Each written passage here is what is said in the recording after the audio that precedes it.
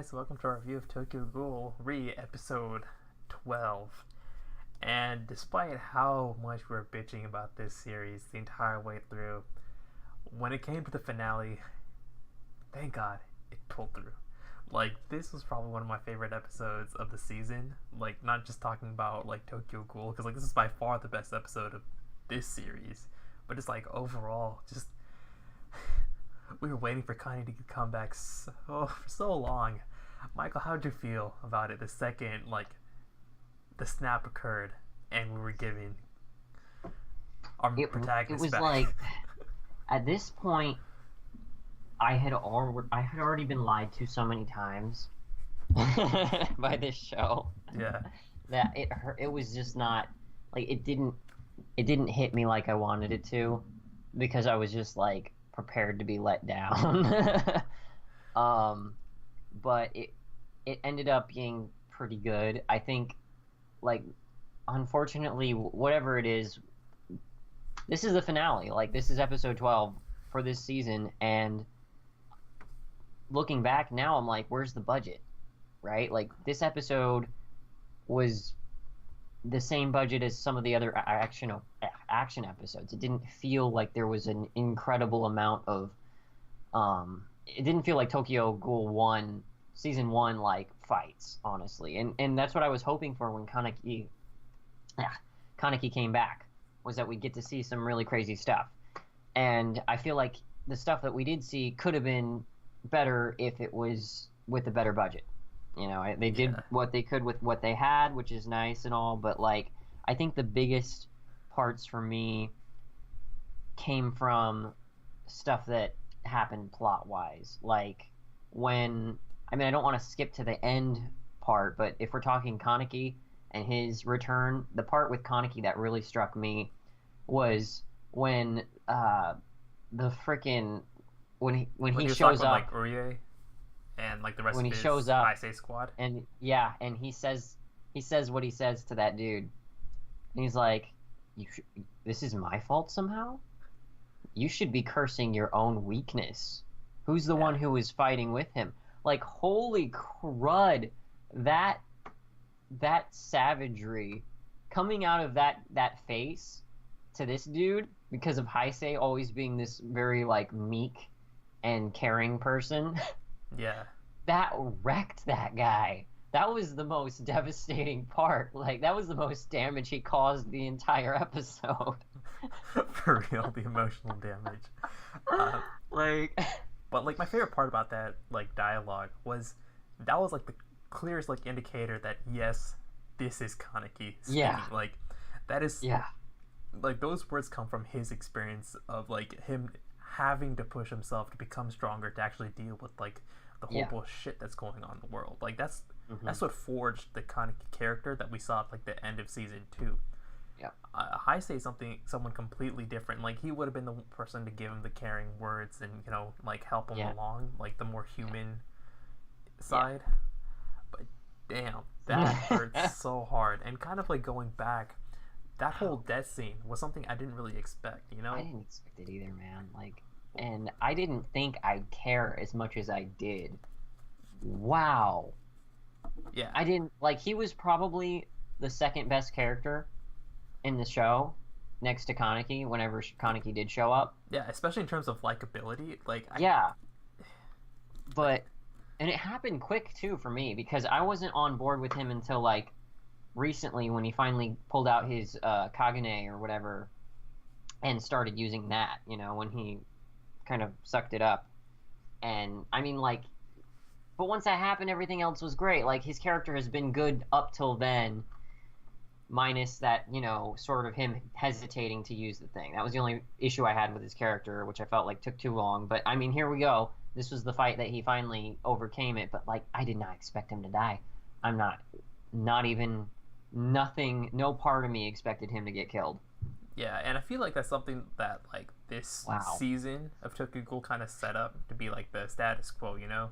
Like, a lot of the fights we had really didn't have that, like, severe of a consequences, especially for Heisei squad. I felt like they were always kind of, like, protected by Heisei. well, like protected by Heisei specifically, because like he kind of like takes a brunt of all of the higher level ghouls, and you move around way too much. I'm like adjusting your camera every 5 seconds, like.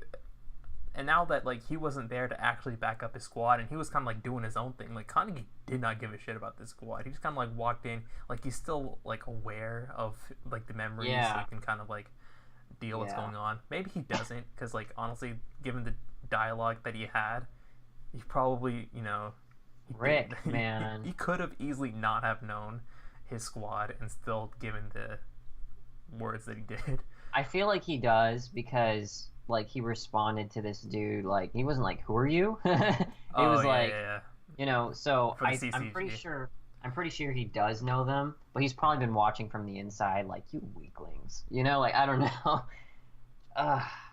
Wow. Heisei's gone. I mean, who knows if Heisei's gonna be back or anything, but like Kaneki's here and we got a character down that hurt to see. Yeah. Wow. And like, and that just came out of nowhere too, because we didn't see it happen. Just was this flash. It was confusing. First, he gets shot up by the missiles and stuff. That mouth amalgamation, and then to finish him off, we were gonna have the other dude come in with a slice, and then as he does, it's just like suddenly flashbacks of who knows what. I still don't. That's for sure. I'm assuming this has something to do with the friggin' because his mask, cut in half or something, and then just suddenly all of it's gone. And like part of me feels like that ghoul didn't die. I think like the name was Eto, like that was the name of the ghoul. Yeah. So it might have been a situation where someone kind of bailed him out at the last second and delivered the lethal blow to Shirazu. That's so freaking ridiculous. Like, it doesn't make sense, but like I feel like from us, like from the anime perspective, I don't think we're supposed to know the definitive answer as of yet. Like, it's still kind of up in the air. Yeah, I don't know, man. That was. But like, why?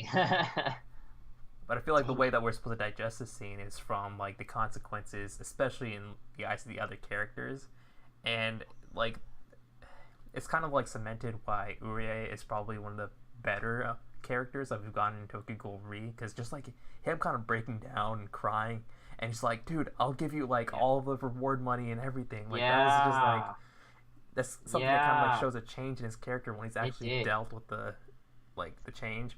Whereas when we had like Psycho and I think Mutsuki, like they had like the typical just like sad faces, but they didn't really have any other depth to that loss. Like at least in that scene. And I was just like, like that's one. Wait a minute. Wait a freaking minute. Is this some kind of joke? Is this some kind of sick joke? Who's the freaking creator of this show? The creator of this manga? Guess what just happened to us? What?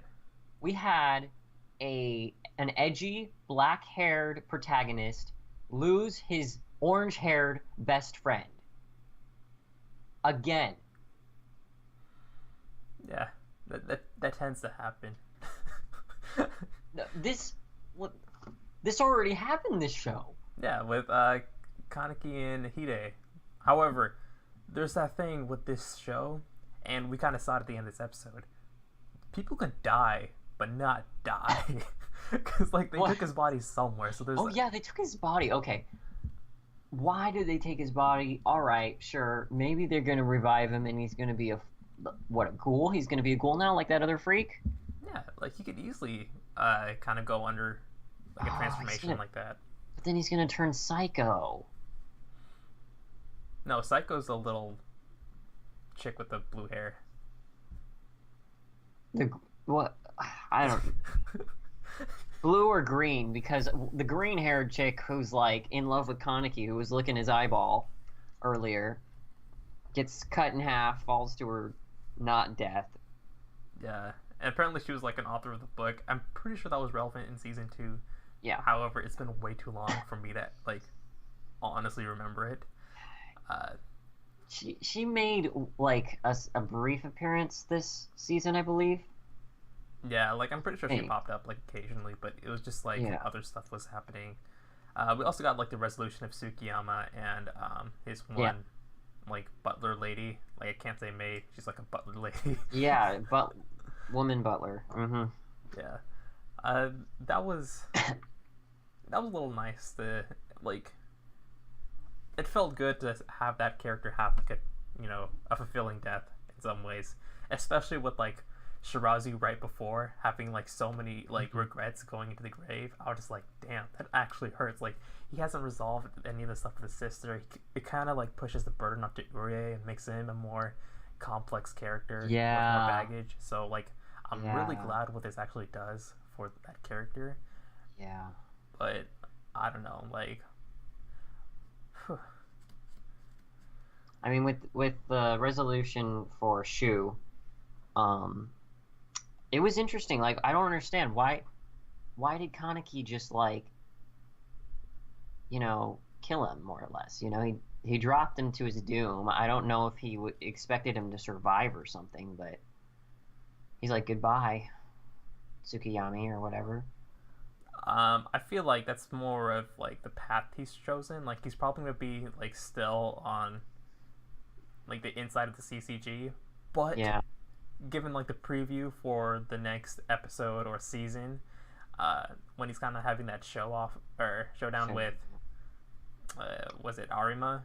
Like if they fight, then obviously, like he's not on their side. So I'm not sure what Kaneki's gonna be doing from now on. Like all these Yeah. characters are psycho enough that they can basically do anything. I really hope we get some better budget for the next season if that's the case, because I don't. I'm, I mean, I'm fine with the way they used the budget this episode. Like, they didn't have to go over the top with the special effects. Like, I knew what was going on, Mhm. especially with like the way Kaneki was fighting, where he would just be like, he was like that OP boss mode where he would just be going in with little effort. So why He would better they? get his arm back. Like, why wouldn't he? like, Like he freaking walked over to the group back in the hotel without it. So why didn't he pick his arm up? I'm pretty sure he gets it back. Don't worry. Like he's a ghoul. Like they're gonna regenerate it, like sooner or later. Rick, Unless it's Shirazu, and then unresolved. I mean, Wait a minute. What? We didn't even see that one dude all season. who? I mean, like he Amon? showed. Yeah, Amon. He showed up to like save that one blue-haired chick briefly. There's so many like things left undone. So I'm assuming that we're gonna get a season 2 of this, of Re. Yeah, for sure. I'm not sure like what they're actually gonna be kind of delving into, because like the way like this plot is structured, they kind of have like mini arcs. The next one, considering like Kaneki's back, I don't know what kind of vengeance he wants to kind of throw into this world. So I'm really looking forward to it, especially with the Antiku group kind of all back together in a sense, like Toka and the other dudes are like they're mobilizing in a way. So yeah. Yeah. So since this is probably not like the last of the season, because I'm not sure like there might be another episode or something, but just given like this finale, what are your Yeah. thoughts about everything kind of leading up to it, just like as a final thoughts for this episode? I mean, I think anyone who watched the first episode of Tokyo Ghoul and even them ending up finishing the first season would never have thought that this show would take the direction that it has. So props to it for being like really just unpredictable, for better or worse. Yeah. I can't. It's hard for like I'm still trying to like I'm still trying to justify all the time spent and see if it was worth it in my mind. Leading up to this episode, was this finale worth all the time spent? Catching up with season 2 and then drudging through so much of Heisei to finally get Kaneki at the very end like this. I feel like And it's kind of worth. I think it's like I wouldn't go back and undo it, I think. Because I don't even know why. it's I think it could have been a whole lot worse because honestly, if I guess it's better to end a show with a really high note rather than like it starts off kind of and then gets better and better until it ends with a high note, then it to start off good and just completely just go downhill from there and just like so Crash this and is burn. yeah, this is definitely not the worst it could have been for sure. And I am happy with the Kaneki reveal. And I was very surprised that I cared so much about the orange-haired guy when he died. That was Yeah, like the execution of shoot. the scenes actually did come Yeah, through at the that end. was real good. Yeah, and Well, I feel like just like despite like the previous episodes, which is kind of like dragging and not like having much development occurring whatsoever, I feel like it's more of like a byproduct of um, like the anime adaptation. hmm Like you kind of have to stretch some scenes out. I have been However, reading around and like it's clear that a lot of people are not happy with the anime adaptation in for the season one, two, three. Like they all of them have different gripes. I think the biggest gripe with Re is that they just kind of forgot that uh, the season two one sort of existed, and they didn't like explain almost anything about it. And so anime only watchers just kind of like me and you have no idea. We're just trying to put the pieces together, and it's very confusing. And yeah, so it hasn't been the best experience for us, and I'm sure a lot of other anime only use watchers just because of it. And it's like you're wondering why, and people have been saying that they cut stuff out. Apparently, season one cut stuff out, and I really liked season one, but that's probably just because I didn't realize that without this supplemental stuff that they cut out, I would be more confused later on as a result. So it's hard. It's like this anime adaptation probably hindered it more than in the long run. So now that we're here, it's just kind of like it's damaging the show as a result. yeah. I feel like But because like the way that Tokyo Ghoul kind of goes about its narrative, it doesn't like kind of pivot like solely around Kaneki all too much because especially in like the later arcs, yeah, it really wants a world build, kind of like what One Piece does all the time. Like we're not always on Luffy. We kind of like go into like the other aspects of the world, kind of like build it all up so they can all kind of like mesh together and have like this fun little adventure. And I feel like that's what like hmm Tokyo Ghoul is kind of doing. But like when the anime adaptations, like it's not really like reader or viewer friendly. Like you kind of get lost amongst all the information that they're kind of giving you. Like yeah. it's it was It's what's killing me right now. I think I got it. I think I get what's killing me about this show. I can't because of this confusion and maybe even with more narrative or more like things that make sense to like connect the dots and whatever. I don't know if I could say that I know what this protagonist wants. I don't know really what his goals are. I don't really understand where he's moving, where he's going.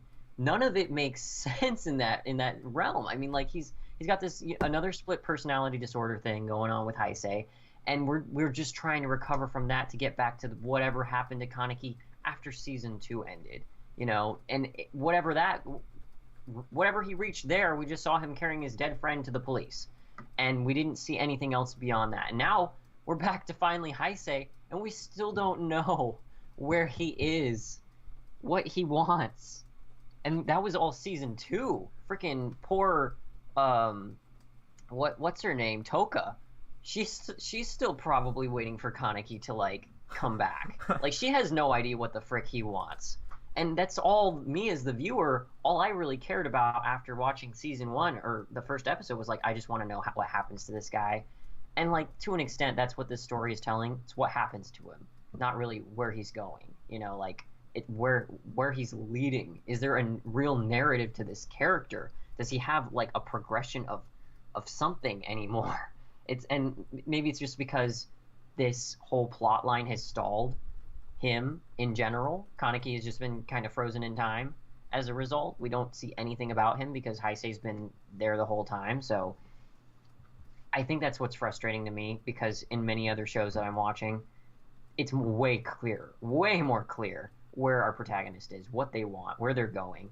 And I get that, like, this is definitely a way different genre than just typical shonens, and it definitely pushes some strange, like, concepts that you wouldn't necessarily expect, which is kind of it makes Tokyo Ghoul, right? But, like, I need some kind of semblance of what this protagonist, I don't know, like, it's just, I don't know. Like, despite how, like, I don't understand Kaneki's intentions, but I like how everyone kind of plays around it. Like, I love how the world kind of revolves around some of his decisions. It's just, like, like, yeah, he is, like, the protagonist in that kind of regard, but it's just, like, I want to, like, find out, you know? It's not something, like, I have to know what he's going to be doing ahead of time. I kind of like the surprise factor. It's just, like, the way that Tokyo Ghoul tells its stories, and I'm content with it, and I'm kind of looking forward to this next season.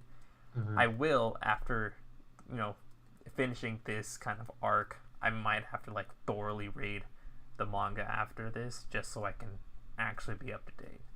just so you can make sense of it all. Yeah. So, do you have any final thoughts? You know, anything regarding this season? I'm good. I think, if anything, I will watch the next season whenever that does come out. So if that's saying anything, that means that the show has kept me, interested enough to continue. So, besides that, I think I'm good. All right. Well, that wraps it up for us. Make sure to comment, like, subscribe, all the other jazz. Check our description, follow for social media links. If you want to discuss more Tokyo Ghoul related stuff, please do. No manga spoilers, please, because we are anime only watchers. And let us know what you thought about the anime in our Discord link as well. We'll catch you next time. Keep it juicy. See ya.